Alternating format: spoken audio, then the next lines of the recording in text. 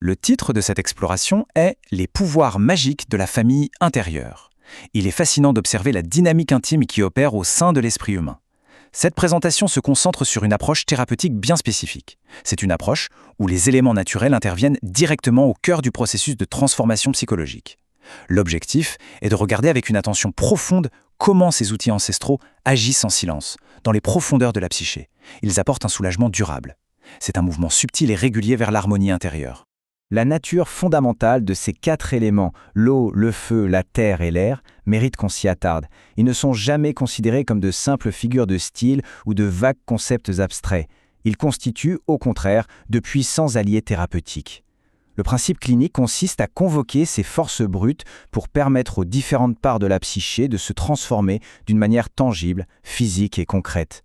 La nature devient ainsi une ressource littérale pour apaiser le monde intérieur. Parmi l'ensemble de ces forces, l'eau possède des propriétés thérapeutiques tout à fait spécifiques. Sa capacité d'action se déploie selon 3 axes précis et mesurés. L'eau dissout, elle nettoie et elle emporte.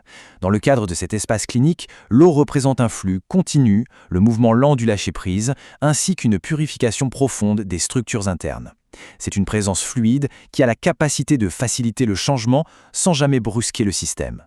Le processus s'écoule naturellement et les résistances finissent par fondre. La nature claire et purificatrice de cet élément offre un contraste saisissant avec les fardeaux lourds et opaques qu'elle a pour fonction d'éliminer. La méthode identifie ces fardeaux avec précision. On parle ici du poids de la honte, de la culpabilité et du sentiment douloureux d'être souillé ou contaminé. L'eau intervient précisément à cet endroit pour laver ces empreintes tenaces logées dans le système. Elle amène un renouveau à des espaces psychiques qui ont été longtemps figés par la douleur. Une évaluation clinique rigoureuse amène naturellement à se poser une question simple. L'élément eau soulage quel fardeau ? La réponse, qui est validée par la pratique, est directe. L'eau reste l'outil privilégié pour délester le système de la honte et de la culpabilité. Laver ces douleurs bien spécifiques constitue la fonction première de sa présence dans ce processus d'accompagnement. La psyché s'allège doucement, se libérant de ce qui ne lui appartient plus véritablement. Une règle fondamentale régit cette pratique clinique. Le thérapeute propose, la part choisit. C'est un principe qui établit une limite éthique stricte et incontournable.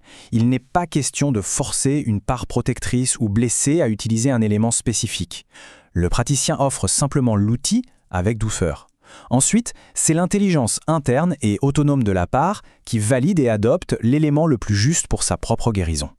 Le respect de ce libre arbitre intérieur demeure la clé de toute transformation. Intégrer ces forces naturelles ouvre la voie à une approche thérapeutique distincte.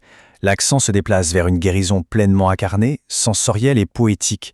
En convoquant l'eau, le feu, la terre ou l'air, le processus emprunte le langage direct et originel du monde vivant.